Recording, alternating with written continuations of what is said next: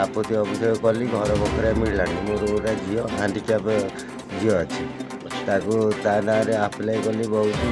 समस्त आइले तीन थर देखिकी गले फटो उठेकी नेले आज जाए हो गला 5 वर्ष घर खंडे पाइल से जरी पकई घर एमती रोचे झाँटी बटारे पानी बहुत दिन में खरा होती तारा होती सब जरी फरी उड़ी जाऊँ पानी तो घर द्वार बाहर बांकी डंपड़ा बारा पंचायत कुअमड़ा हरिजन साहिर पुप भई घरटीए पाइबा पई बार द्वार सुंडीपिंडा होउछंती दिन में सूर्य राति तार देखि दिन काटुछंती। कटक जिला बांकी कुअमड़ा ग्राम हरिजन साहिर पप्पू भईंको एभली घटना देखिबाकु मिलिछि। दुख दुर्दशारे काटुछंती जीवन ओळिए खाइले ओळिए नाही परिवार कहिले मात्र 5 जन पप्पू भाईंकर गोटिए पुओ गोटिए झियो दिव्यांग बुढ़ी माटी पारालिसिस रे पीड़ित मरण सहित संघर्ष करुछंती। आज को 3 वर्ष है घर देवाई कही बारंबार घर को आसी फटो उठाई नेला परे कौनसी घर तांको दिया जाउ नाही। दिन में सूर्य राति तारा देखि जीवनी अतिबाहित करुछंती। असर वर्षा हेले एठी सेठी बाल्टी देखि थोई दिन काटुछंती। समस्त को अभियोग कला परे किछि सुफल मिलु नाही बोली कहउछंती। आमे कहूना शुणतु भल करी टिके कौन कहउछंती अभियोगकारी।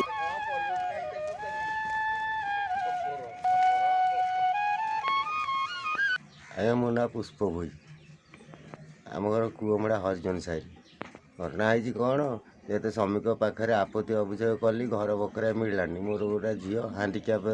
झील अच्छी ता ना आप्लाय कली बहुत समस्त आइले तीन थर देखिकी गले फटो उठेकी नेले आज जाए हो गला 5 वर्ष घर खंडे पाइल से जरी पकई घर एमती रोचे वर्षा हेल्ला ओदा फदा रोचे जहाँ ओदार मदार आ कौटू शोचु ना बलुचु सेमती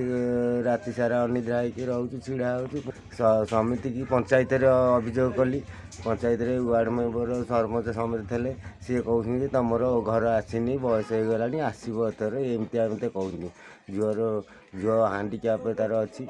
मुझे अरे मत नदेले मो झुआ को दिए गोटाए सी भी से कहले हाँ जीवा नेखिकी नवा फटो फटो आसिक उठेकी नहीं गले तीन थर फटो उठेकी नहीं जाती तथापि घर मिललानी आज पर्यंत भी है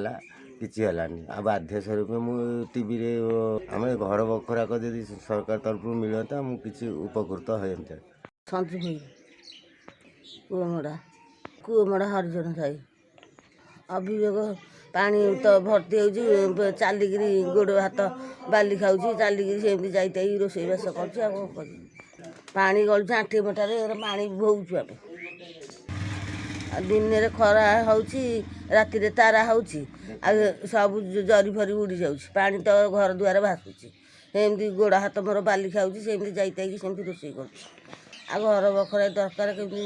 शुकिला रही मोर सरकार पाखे निवेदन करुछि जदि मते घर खंडिए साहाय्य करते ताहले मु उपकृत हुंती। कटकरू मनोज पात्रଙ୍କ रिपोर्ट पात्र टीवी न्यूज।